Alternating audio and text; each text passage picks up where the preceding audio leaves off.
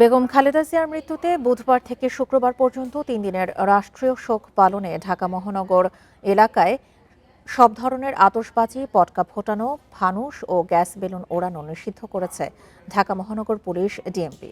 একই সাথে কোনো ধরনের সাংস্কৃতিক অনুষ্ঠান, ডিজে পার্টি, র্যালি বা শোভাযাত্রার আয়োজন করা যাবে না।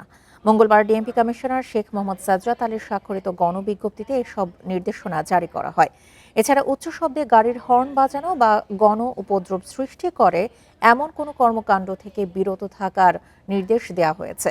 এদিকে ট্রাফিক বিভাগ থেকে জানানো হয়েছে, বুধবার মানিক মিয়া এভিনিউতে বিএনপি চেয়ারপারসন বেগম খালেদা জিয়ার জানাজা অনুষ্ঠিত হবে। জানাজা উপলক্ষে অতিরিক্ত জনসমাগম বিবেচনায় ট্রাফিক গুলশান বিভাগের আওতাধীন বসুন্ধরা ৩০০ ফিট, কুড়িল, ঢাকা ময়মনসিংহ মহাসড়কে যান চলাচল স্বাভাবিক রাখতে বিকল্প পথে চলাচলে সর্বসাধারণকে বিশেষভাবে অনুরোধ করা হয়েছে।